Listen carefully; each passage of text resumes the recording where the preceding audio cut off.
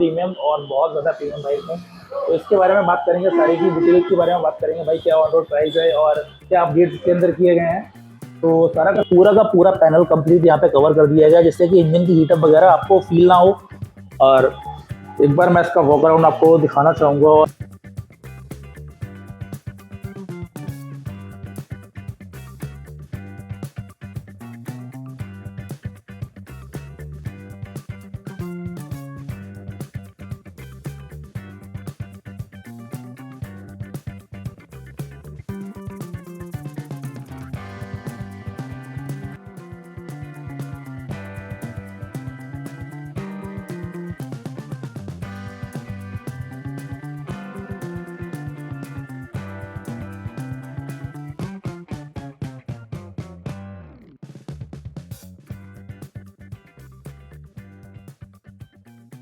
जय हिंद दोस्तों, कैसे आप लोग। स्वागत है आपका एक नई वीडियो में। तो मेरा नाम है दीपक और आज की वीडियो हम करने वाले हैं यामा की तरफ से आने वाली द लेजेंड R15 वर्जन 4 के ऊपर।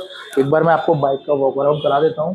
और सीरियसली ना, यामा की साइड से आने वाला ये प्रीमियम, बहुत प्रीमियम और बहुत ज़्यादा प्रीमियम बाइक है।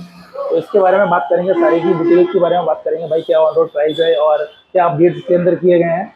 तो ये है आपके सामने यामा की तरफ से आने वाली यामा की प्रीमियम बाइक R15 वर्जन 4।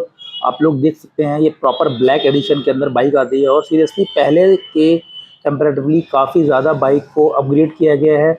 अगर मैं बात करूँ तो आप सामने देख पा रहे होंगे, ये पूरा का पूरा पैनल कंप्लीट यहाँ पे कवर कर दिया गया, जिससे कि इंजन की हीटअप वगैरह आपको फील ना हो।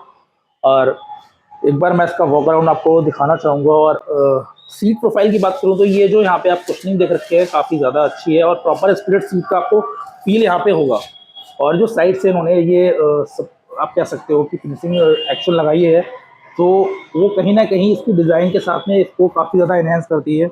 और ये कुछ इसका साइड प्रोफाइल है। और इसके साथ में जो आते हैं आपके USD फॉक्स, जो इसके बाइक के लुक को और इसकी ब्रेकिंग को और सस्पेंशन को और भी ज़्यादा इन्हेंस कर देते हैं। सो बात करते हैं बाइक के बारे में। और सीरियसली भाई, ये काफ़ी ज़्यादा चेंज हो के आ चुकी है। अभी आप डिज़ाइन की बात करो, ठीक है, या फिर परफॉर्मेंस की बात करो, तो परफॉर्मेंस में तो मैं आज बोलूँ कि भाई 150 सीसी की जिस टाइम पे बाइक आ रही थी और आज भी 150 सीसी की है।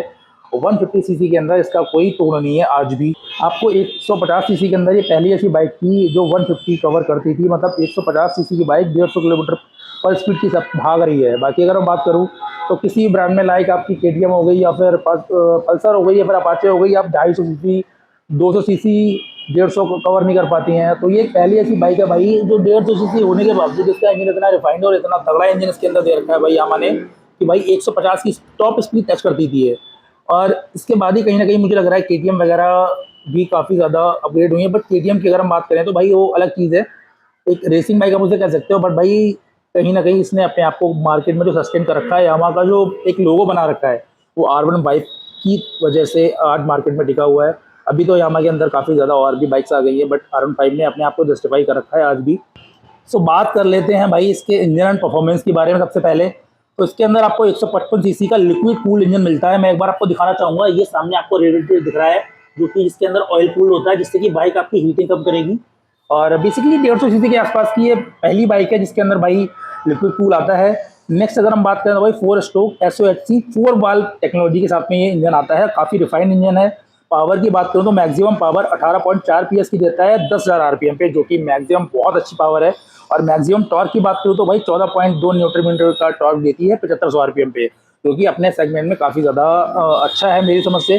गियरबॉक्स की बात करूँ तो भाई 6 स्पीड कॉन्स्टेंट मैक्स गियरबॉक्स के साथ में आती है। फ्यूल इंजेक्शन का आपका जो सिस्टम इसके अंदर FI आता है। बाकी कंप्रेशन रेशियो की बात करो तो 11.6.1 का इसके अंदर कंप्रेशन रेशियो आता है। बाकी क्लच टाइप आपका वेट वही मल्टीपल वेट क्लच आता है। टॉप स्पीड की बात करूँ तो वो आप लोगों को पता ही है भाई, ये यामा की जो बाइक है वो 150 जाती है पूरी। बाकी अगर हम बात करें भाई चेसिस की या फिर डायमेंशन की, भाई तो फ्रेम इसका डेल्टा बॉक्स आप प्रॉपर देख पा रहे होंगे। और डेल्टा बॉक्स पे जो फ्रेम है उसी के ऊपर हमारी पूरी बाइक कन्वर्टेड है। नेक्स्ट अगर हम बात करें तो भाई फ्रंट सस्पेंशन आपका टेलीस्कोप का आता है, अपसाइड डाउन, और वो भी USD फॉक्स जो आप देख रहे होंगे गोल्डन कलर के आते हैं। रियर की अगर हम बात कर लें तो रियर में आपको जो सस्पेंशन है वो लिंक टाइप मोनोशॉक आता है। मतलब सस्पेंशन जो उसका मोनोशॉक है उसमें भी एक लिंक टाइप सस्पेंशन आता है, जो कि थोड़ा सा प्रीमियम है। मैं आपको दिखाना चाहूँगा, नॉर्मली जल्दी इसमें इशू आते नहीं है।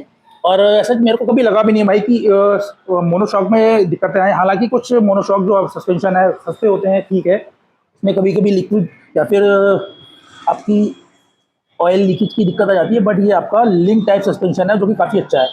बाइक के कर्व वेट की बात करूँ तो भाई 141 केजी की बाइक है। फ्यूल कैपेसिटी की बात करूँ तो भाई टंकी जो उसकी है वो काफ़ी ज़्यादा वाइडर है और 11 लीटर की फ्यूल कैपेसिटी है। व्हील बेस की बात करूँ तो भाई 1325 mm का व्हील बेस आता है। ग्राउंड क्लियरेंस की अगर हम बात करें तो भाई 170 mm का ग्राउंड क्लियरेंस आता है। और सबसे अच्छी चीज़ है कि ये सैडल हाइट की बात करूँ तो भाई 815 mm की सैडल हाइट आती है। मतलब एक 6 फीट का इंसान प्रॉपर अच्छी उसकी प्रेजेंस आएगी। नेक्स्ट अगर मैं बात करूं भाई व्हील्स, टायर एंड ब्रेक्स की, तो टायर साइज फ्रंट में अगर हम बात करें तो आपको आएगा 180/17 का। और रियर की बात करूं तो भाई रियर में आपको जो टायर प्रोफाइल मिलता है ये आपको 140/70/8/17 का टायर मिलता है। और बात करूं भाई तो बोथ आपको एलॉयज मिलते हैं, दोनों ही एलॉयज मिलते हैं। फ्रंट ब्रेक आपका 282 mm का डिस्क आता है, डुअल चैनल एबीएस के साथ में आता है।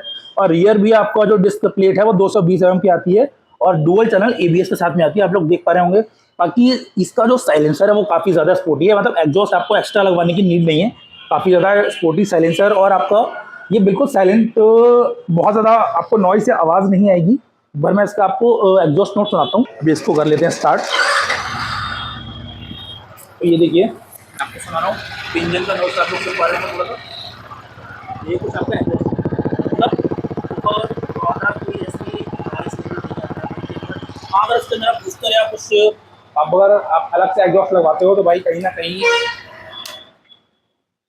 बूस्टर अगर आप लगवाते हो इसमें तो भाई हाँ आवाज़ लाउड हो जाएगी। और booster properly seriously Yamaha R15 के अंदर काफ़ी ज़्यादा लाउड लगता है। आप एक्रा पब्लिक लगवा लो या फिर आरसी प्रोजेक्ट लगवा लो, वो कि सारे के सारे बैंड पाइप एंड बूस्टर दोनों ही मिल जाते हैं, बट भाई इलीगल है तो आप लोग मत लगवाइएगा। बाकी प्रॉपर जो आपका एग्जॉस्ट नोट हमारा जो स्टॉक आता है उसी को रखिए।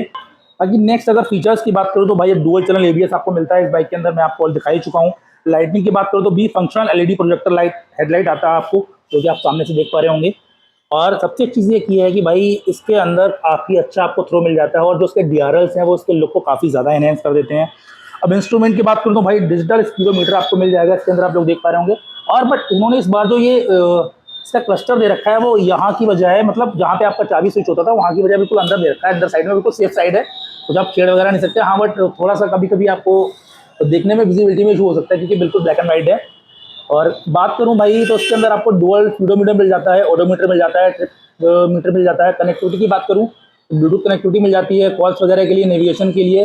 बाकी आपकी कॉम्बिनेशन जो भी एप्लीकेशन आती है उसके थ्रू चला सकते हो। बाकी अदर एप्लीकेशन की बात करूँ तो भाई ट्रैक्शन कंट्रोल मिल जाएगा, यूएसबी चार्जिंग मिल जाएगा, इलेक्ट्रिक स्टार्टर मिल जाएगा।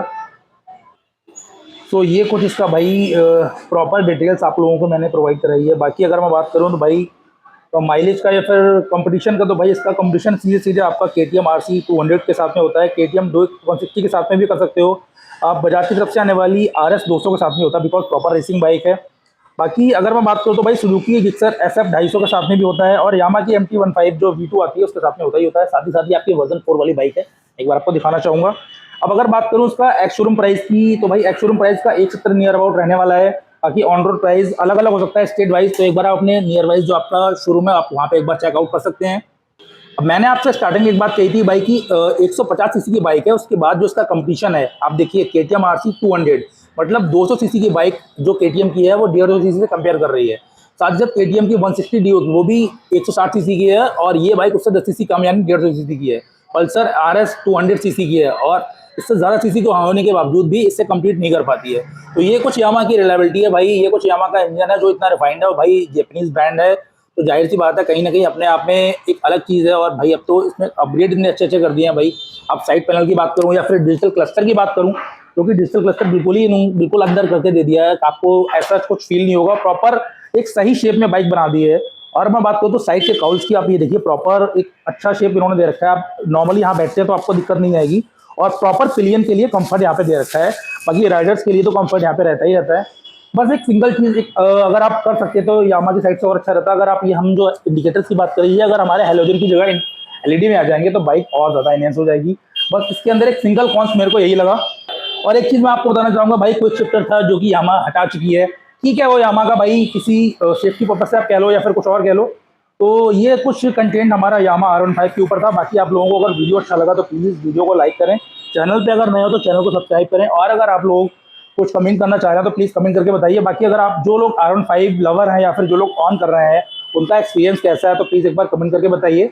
बाकी नेक्स्ट वीडियो आप लोग किस बाइक पे लेना चाह रहे हैं तो एक बार वो भी कमेंट करके बताइए। बाकी आज की वीडियो के लिए बहुत बहुत धन्यवाद, और हमारा कंटेंट को ऐसे ही प्यार देते रहिए। Thank you so much.